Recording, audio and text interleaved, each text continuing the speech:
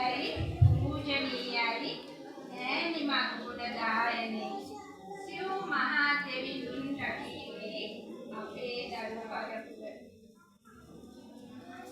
ඇත්තටම මට ස්තුති කතාව යෙදලා තියෙන්නේ මේ අවස්ථාව ඊටම දීර්ඝ වේලාවක් ගත කරලා මුණ දෙන අවසාන මේ කාල සීමාව මෙවැනි අවස්ථාවකට මුණ දීම කැපවීම ඊටම බුදු මේ ඇවිල්ලා ආමිෂ පූජාවක් අපි මොහොතක් ඒ තුළ රැඳිලා හිටියොත් අපි ධර්ම දේශනාවකට සවන් දුන්නා හා සමානයි. මේ ගීත තුලින් දැක්වූ අදහස් හොඳින් මෙනෙහි කර අපි ධර්ම දේශනාවක් හා සමානයි. ඇසුවා හා සමානයි. මේ අපේ දරුවෝ නිසදැස් ටිකක් ඉදිරිපත් කරා. ඒකට හොඳට සවන් දුන්නා නම් ඔබගේ හිතට දැනෙන දේ කොහොමද කියලා හිතේවි. ඉතින් මෙතෙක් වේලාවක් අපි ලොකු කැපකිරීමක් කරලා අපේ වැඩි අදහස් දක්වන්න යන්නේ.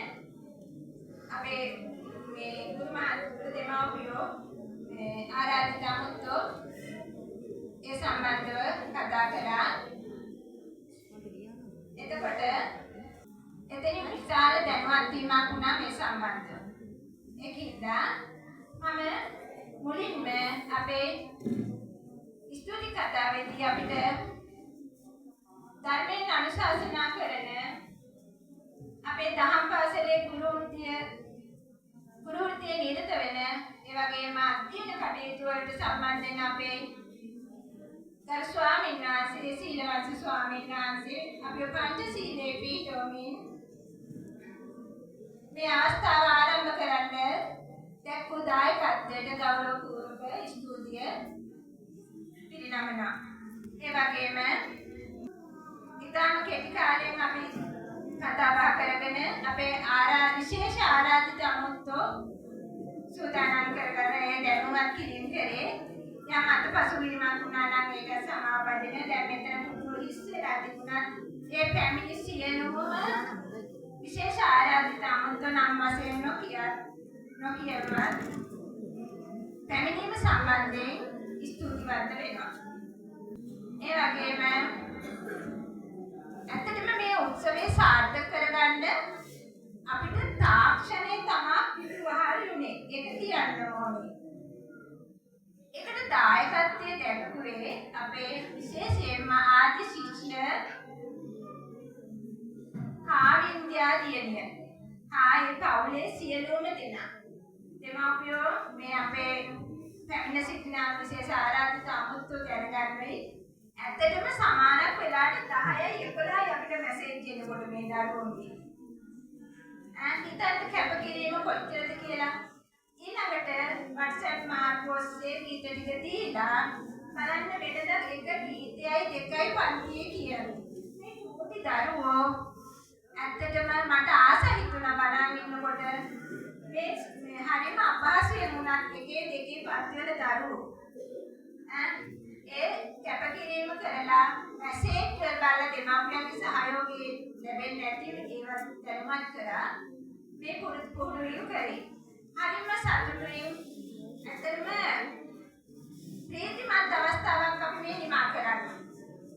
ඉතින් ඒ දරුවන්ගේ කැපකිරීම දෙමාපියන්ගේ සහයෝගය ඇතිව කැප වූ දරුවන්ට තාක්ෂණයෙන් ඊළඟට අපිට විසදැස් ඔස්සේ මේ කරුණු ගීතයේ තියෙන හරවත්භාවය පෙන්වු කරමින් ඒ සභාව මෙහෙයවූ දියණියන් දෙදෙනාට මේ ගීත අවස්ථාවන් මතු කරගෙන ඒකට සහයෝගී දුන් සියලුම දරුදැරියන්ට මාගේ හදපෙරි ස්තුතිය මේ අවස්ථාවේ පිරිනමනවා. ඒ වගේම අපේ ගුරු මණ්ඩලය අපේ ශාන්ත සර් එකම ඉස්මතු කරා. ගුරු මණ්ඩලයේ කැපකිරීම මත ඒ අතර තානි ගුරු මහත්මිය විශේෂයි. අපිට ගිය සැරේත් ඒ වගේ ඒ සහයෝගය නැත්නම් අමාරුයි මේ වැඩේ කරගෙන යන්න. ඉතින් සියලු මම හටපිරි ස්තුතිය පිරිනමනවා. ඒ වගේම එදා රැස්වීම කැඳවලා සනිකව කතා කරේ දෙමව්පියන් සමග. ඇත්තටම අපිට ගල් මුල් එන අවස්ථා නැතුවා නොවේ. ඒක තියන්න ඕනේ. නමුත් ඔයගෙන් සැලෙන්නේ නැහැ. මොකද අපි කරන්නේ යහපත් ක්‍රියාවක්. අනාගත පරපුර සකස් කරන්න අපි දායකත්වයේ දක්වන්නේ. ඒ නිසා අපි ඒවා මල් වගේ පිළිගන්නවා. මොකද අපි පන්නරයක් ගන්නවා ඒ තුලින්. ඉතින් සමහර දෙමව්පියන්ගේ ක්‍රියාකාරකමයි ඒවත් බලන්න. ඒ අතර ඇත්තටම සහයෝගී කැමැත්තෙන් ඉදිරිපත් වෙලා අපිට සංග්‍රහ කටයුතු දේශනය කරන්න කැමැත්තෙන්ම ඉදිරිපත් වුණ දෙමව්පියෝ ටිකක් හිටියා. අද කිසිම මම දැක්ක කිසිම කරදරයක් නැතුව ඇත්තටම අර මුළුතැන්ගේ පැත්තට ගියා නම් කොහොමද වැඩ කරගන්නේ කියලා ඔයාලට පැහැදිලි වෙයි. ඔයාලා බලන්න. කිසිම අපහසුයක් නැතුව එයාලා ඒ අපහසුව විඳින්නේ නැති. මොකද මම ගිහින් බැලුවා මැඩම් මේ බලන්න කොහොමද මෙතන ඉපත් කරන්නේ. අපි නිතරම වර්ෂාවේ මේ දවස් ටිකම ගත කරේ කඩින් කඩෙන්නේ. නමුත් තේපැන් සංග්‍රහය සකස් කරලා ඒවට සහයෝගය ලබා දුන්න සියලුම දෙමව්පියන්ට මම හදපිරි ස්තුතිය මේ අවස්ථාවේදී පිළිගන්නවා. ඊළඟට අපිට මේ ස්ටේජ් එක සාර්ථකමින් ඒ සහයෝගය ලබා දුන්න ඉන්දික මහත්මයා ඇතුළු එතනත් කවුලක් මම බැලුවා චූටි දරුවෝ ඇවිල්ලා මේ මාල් ටික ගහලා සකස් කරලා දුන්නේ. ඒටත් සහයෝගය දුන්නට ගොඩාක් ස්තුතියි. ඒ වගේම සහභාගී වූ සියලුම දෙමව්පියන්ට ගම්වාසී සියලු දෙනාට මේ උත්සවයට සහභාගී වෙලා දායකත්වයේ දැන්වට බොහොමත් ස්තුතිවන්ත වෙන අතර මට පොඩි කාරණයක් කියන්න ඕන. මොකද මේක දහම් පාසල් උත්සවයක්. අපේ නිල ලාංඡන පැලදවීම ඊළඟට භක්ති ගී සංදර්ශනය නිමා වෙන්නේ. ඒ නිලලාංඡන පැලඳගත් දරුවෝ වලා නායකත්වයක් තමයි ඔළුවට ගත්තේ. ඒ නායකත්වය ගැන හොඳ හැඟීමෙන් කටයුතු කරන්න. ඒ දෙන උපදේශ අනුව කටයුතු කරන්න. ඒ සියලුම දරුවන්ට මාගේ හදපිරි ස්තුතිය පිරිනමනවා. මට තවත් කාරණයක් කියන්න ඕනේ. මේම අවස්ථාවක් පමණයි ඉන්නේ. ඇත්තටම අපේ ස්වාමීන් වහන්සේ අපේ උදේ පංචශීලය ආරම්භයේ පංචශීලයේ පිළිදුවා. සමහරක් අය දිහා බලනකොට පංචශීල කියන්නේ කුමක්ද කියලාවත් නොදන්නා තරමට තමයි ස්වභාවයන් දිස්සෙන්නේ. මේ වගේ දරුවන්ගේ යහගුණ දහම් වර්ධනය කරන්න නම් දෙමව්පියෝ වශයෙන් අපි පංචශීල ප්‍රතිපත්තිය විශේෂයෙන් අනුගමනය කරන්න ඕනේ. පවුල් තුල සාමය සමගිය සදා හිටින්න නම් ඒ තුල කටයුතු කිරීමෙන් යහපත් දරුවෙකු ගොඩනගන්න හැකියාව ලැබෙනවා. දහම් පාසල් ගුරුවරුන්ට ඒක විශාල රුකුලක් වෙනවා. ඒක හොඳට හිතට ගන්න නොදන්නවා නම් දරුවන් සමග හරි කමන්නේ පන්සිල් කියන්නේ මොනවද කියලා හොයලා බලන්න. ඒ අනුව අනුගත වෙන්න. මොකද අපි ලැබලා තියෙන්නේ මනුෂ්‍ය ආත්මයක්.